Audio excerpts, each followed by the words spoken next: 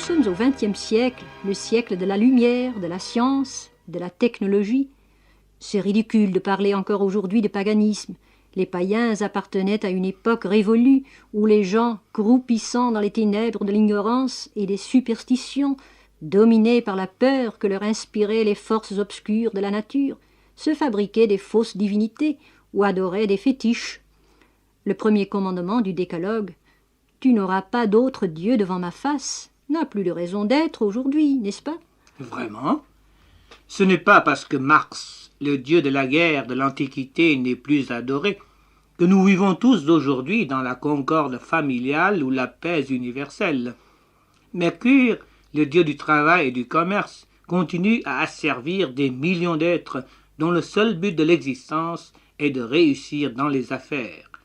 Le culte d'Apollon, le dieu de la poésie et de l'art, n'a rien perdu de son actualité, tandis que Bacchus, le dieu du vin, ou Vénus, la déesse de la beauté charnelle, continuent à immoler chaque jour un nombre incalculable de sacrifices humains.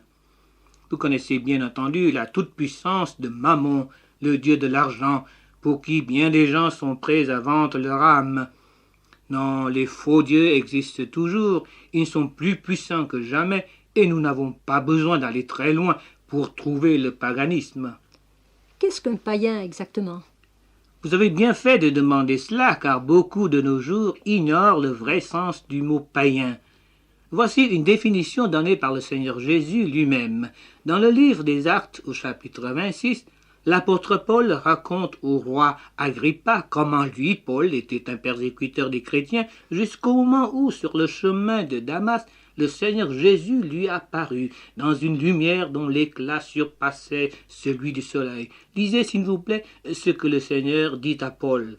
« Je t'ai choisi du milieu des païens vers qui je t'envoie, afin que tu leur ouvres les yeux pour qu'ils passent des ténèbres à la lumière et de la puissance de Satan à Dieu, pour qu'ils reçoivent par la foi en moi le pardon des péchés et l'héritage avec les sanctifiés. » L'apôtre Paul est envoyé chez les païens afin de leur ouvrir les yeux. Voilà la première définition. Les païens sont ceux qui ont les yeux fermés. Les yeux spirituels, bien entendu, cela n'a rien à voir avec leur degré de civilisation, leur éducation, leur culture ou leur mode d'habillement. Et je suppose que cela n'a rien à voir non plus avec la race ou la nationalité. Un païen peut être français, américain, asiatique ou africain. Exactement. Rien à voir non plus avec leur myopie. Ils voient bien, mais ils sont aveugles spirituellement. Le païen est un aveugle qui s'ignore. Quelle que soit la mesure de ses talents, de sa moralité, de ses vertus, quelle que soit son intelligence ou sa culture, qu'il soit un savant ou un simple illettré, le païen ou l'homme naturel non converti est aveugle. Il est parfaitement incapable de voir, de connaître la vérité spirituelle. Ses pensées, même les plus élevées, ne sont que de vaines pensées humaines, et il ne connaît rien aux choses de Dieu. L'apôtre Paul exhorte ainsi les chrétiens d'Éphèse. Voici donc ce que je dis et ce que je déclare dans le Seigneur, c'est que vous ne devez plus marcher comme les païens, qui marchent selon la vanité de leurs pensées. Ils ont l'intelligence obscurcie, ils sont étrangers à la vie de Dieu, à cause de l'ignorance qui est en eux, à cause de l'endurcissement de leur cœur. Retournons à notre texte du livre des Actes. Paul est envoyé par le Seigneur chez les païens afin de leur ouvrir les yeux pour qu'ils passent des ténèbres à la lumière. Le païen est donc celui qui vit dans les ténèbres.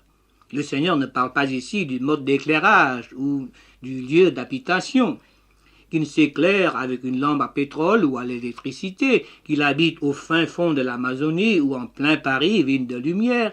Le païen est dans les ténèbres, ténèbres de superstition, de l'ignorance des choses de Dieu, ténèbres du péché.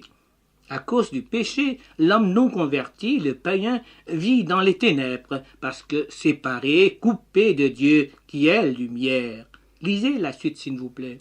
« Je t'envoie vers les païens, dit le Seigneur à Paul, afin que tu leur ouvres les yeux, pour qu'ils passent des ténèbres à la lumière et de la puissance de Satan à Dieu. » Il n'y a que deux puissances réelles dans le monde, celle de Satan et celle de Dieu.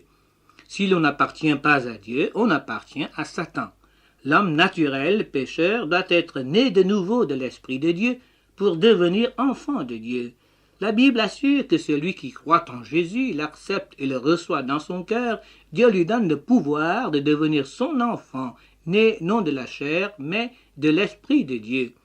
Si l'homme ne passe pas par cette expérience, il restera sous la puissance de Satan, quelle que soit sa religion ou sa piété. Continuez, s'il vous plaît. Je t'envoie vers les païens, pour qu'ils reçoivent par la foi en moi le pardon des péchés. Arrêtez-vous là. Il y a deux idées dans cette parole, la foi et le pardon des péchés. Le païen n'a pas de foi, n'est-ce pas? Oh que si, il a la foi, il en a même de trop. Dans l'Ancien Testament, nous voyons que Dieu condamnait sévèrement ces hommes qui offraient des parfums au soleil, à la lune, au zodiaque, ces femmes qui préparaient des gâteaux pour la reine du ciel et faisaient des libations à d'autres dieux. Le païen met en effet sa foi aux astres, à la foutre, au tonnerre, aux images, aux amulettes, aux idoles. Ah, l'idolâtrie païenne. Au moins les hommes de notre temps ne commettent pas le péché d'idolâtrie. En êtes-vous sûr? Ne croyez pas que les idoles sont nécessairement des statues grimaçantes au rictus cauchemaresque et au regard terrifiant. Ne croyez pas que l'idolâtrie consiste à se prosterner devant un morceau de pierre ou un bout de bois. Être idolâtre, c'est donner aux choses les plus légitimes une trop grande place dans sa vie, en faire des passions auxquelles on voue corps et âme. Pour les uns, l'idole s'appelle le sport, la science ou la culture. Pour les autres, c'est la puissance de l'argent, la famille, la réussite ou la renommée mondaine. Bref, tout ce qui occupe dans notre cœur la place qui devrait revenir à Dieu, c'est-à-dire la première place, est une idole, et celui qui s'y adonne est coupable d'idolâtrie. Si je comprends bien, toute personne, toute chose que nous affectionnons par-dessus tout, devient notre idole. Tout ce qui occupe la pensée centrale et suprême de notre vie devient notre Dieu. Ce sont là de faux dieux que l'Éternel nous défend d'adorer. Mais alors le monde est plein de faux dieux. Le désir immodéré des richesses, la recherche à tout prix des plaisirs sensuels, le théâtre nu, la drogue, les jeux d'argent, et j'en passe. En effet, c'est pourquoi le païen n'est pas celui qui n'a pas la foi, mais plutôt celui qui n'a pas la foi juste. Vous savez, il ne s'agit pas d'avoir la foi, il s'agit de savoir en qui on met sa foi. Le Seigneur Jésus dit à Paul au sujet des païens, pour qu'ils reçoivent la foi, par la foi en moi, le pardon des péchés. Seule la foi en Jésus-Christ peut nous sauver de la condamnation de Dieu. Crois au Seigneur Jésus et tu seras sauvé, dit la Bible. Le pardon des péchés, seuls les païens ont besoin de ce pardon, n'est-ce pas? Pas seulement les païens. La Bible dit qu'il n'y a pas de distinction. Tous les hommes, qu'ils soient juifs ou païens, américains ou chinois, tous ont péché et sont privés de la gloire de Dieu. Tant qu'ils n'ont pas la foi en Jésus-Christ, leurs péchés ne seront pas pardonnés, ils sont condamnés.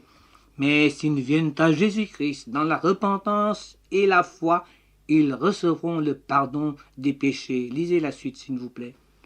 Pour qu'ils reçoivent par la foi en moi le pardon des péchés et l'héritage avec les sanctifiés.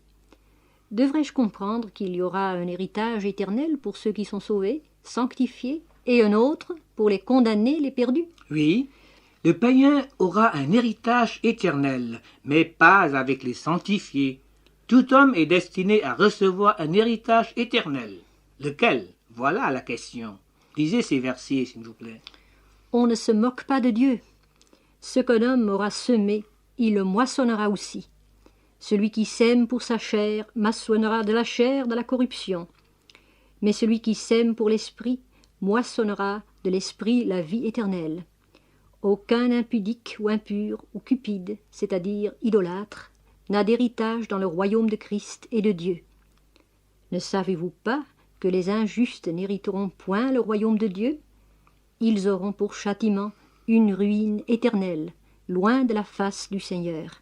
Les uns au châtiment éternel, les autres à la vie éternelle. Voilà l'héritage qui nous attend tous.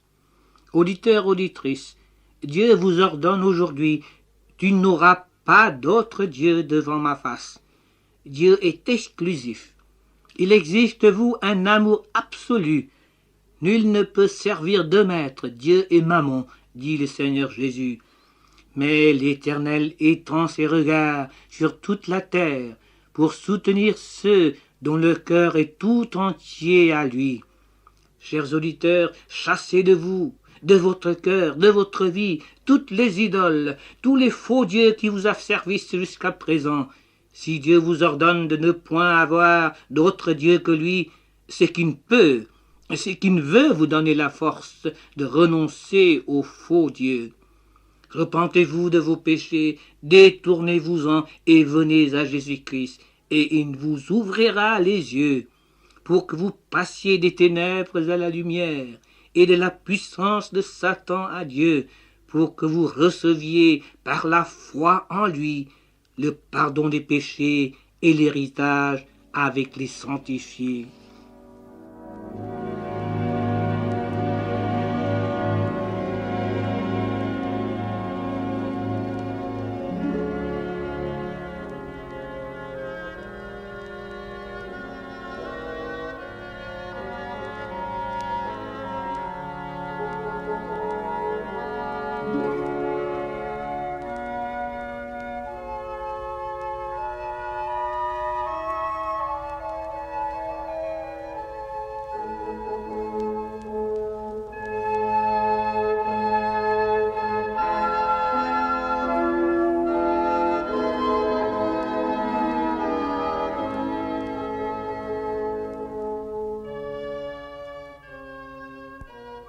La Bible est la parole de Dieu.